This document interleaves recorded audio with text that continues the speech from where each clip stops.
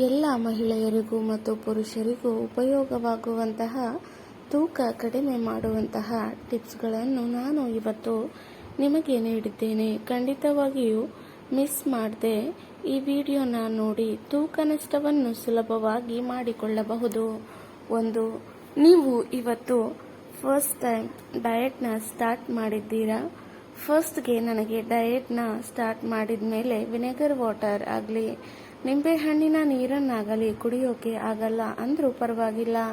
ನೀವು ಇಷ್ಟು ದಿನ ಮಾಡಿರುವಂತಹ ರೋಟೀನ್ನಲ್ಲಿ ಚಹಾ ಕುಡಿದರೆ 1 ಕಪ್ ಕುಡಿದರೆ ನೀವು ಅರ್ಧ ಕಪ್ನಿಂದ ಇವತ್ತಿನ ಡಯಟ್ನ ಸ್ಟಾರ್ಟ್ ಮಾಡಿ. ಜೊತೆಗೆ 4 ಮಾರಿ ಬಿಸ್ಕೆಟ್ ಕೂಡ ತೆಗೆದುಕೊಳ್ಳಬಹುದು.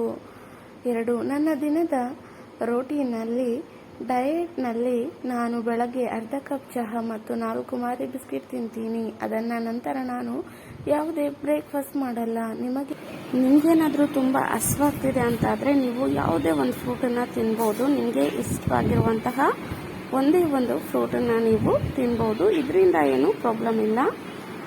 ನಾವು ಯಾವುದೇ ಡಯಟ್ ಮಾಡಬೇಕಾದ್ರೂ ಒಂದಿನ ಅಥವಾ 1 ತಿಂಗಳು 3 ತಿಂಗಳು ಮಾಡಿ ಬಿಡಬಾರ್ದು.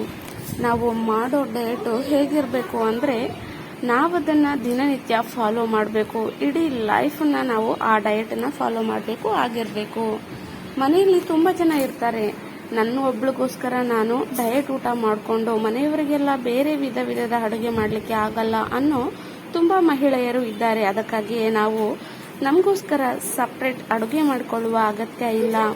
ನಾವು ಮಾಡೋ ಪ್ರತಿಯೊಂದು ಅಡುಗೆಯಲ್ಲಿ ಪ್ರತಿಯೊಂದು ತರಕಾರಿ, ಪ್ರೋಟೀನ್ ಇರುವಂತಹ ಆಹಾರ, ಪನ್ನೀರ್ ಆಗಿರಬಹುದು, ವೆಜಿಟೇರಿಯನ್ಗೆ ಪನ್ನೀರ್, ಪಾಲಕ್ ಇಂಥದ್ದೆಲ್ಲ ಪ್ರೋಟೀನ್ ತುಂಬಾನೇ ಅಗತ್ಯ ಇದೆ.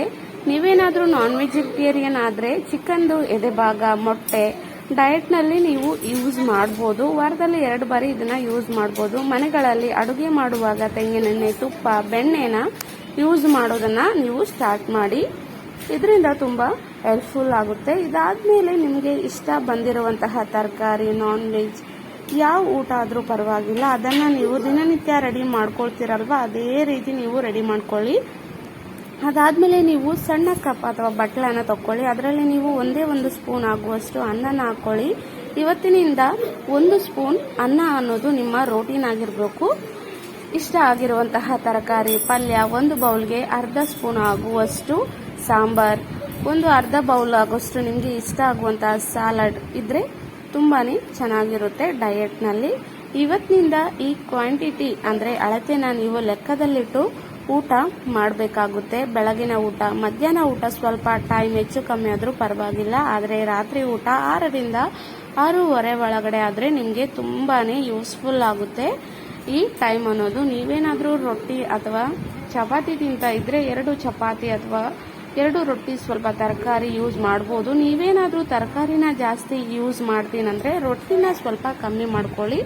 1 ಅಥವಾ ಅರ್ಧ ತಿನ್ಬಹುದು. ನೀವು ಈ ರೋಟಿನ ಡೈಲಿ ರೂಢಿ ಮಾಡಿಕೊಂಡ್ರೆ ಇದರಿಂದ ನಿಮಗೆ 6ರಿಂದ 6:30 ಸಂಜೆ ಒಳಗೆ ಊಟ ಮಾಡೋದ್ರಿಂದ ನೀವು ಊಟ ಮಾಡಿರುವ ಪ್ರತಿಯೊಂದು ಊಟನೂ ಆದಷ್ಟು ಬೇಗ ಜೀರ್ಣ ಆಗುತ್ತೆ. ಇದರಿಂದ ನೀವು ಅರ್ಧ kg ಅಥವಾ 500 ಗ್ರಾಮಿಂದ 600 ಗ್ರಾಮ್ವರೆಗೂ ಈಸಿಯಾಗಿ ನೀವು ಡೈಲಿ ತೂಕನ ಇಳಿಸ್ಕೊಳ್ಬೋದು. ಖಂಡಿತ ಈ ಡಯಟನ್ನ ಫಾಲೋ ಮಾಡಿ. ಯಾಕಂದರೆ ನಾನು 1 ವರ್ಷದಿಂದ ಈ ಡಯಟನ್ನೇ ಫಾಲೋ ಮಾಡ್ಕೊಳ್ತಾ ಬರ್ತಾ ಇದ್ದೀನಿ. ಇದನ್ನು ನೀವು ಬೋರ್ ಆಯಿತು ಅಂತ ಬಿಡುವಾಗಿಲ್ಲ. ಯಾಕಂದರೆ ನಾರ್ಮಲ್ ನಮ್ಮ ರೋಟೀನಲ್ಲಿ ಸ್ವಲ್ಪ ಕಡಿಮೆ ಮಾಡಿ ತಿನ್ನೋದು ಅಷ್ಟೇ.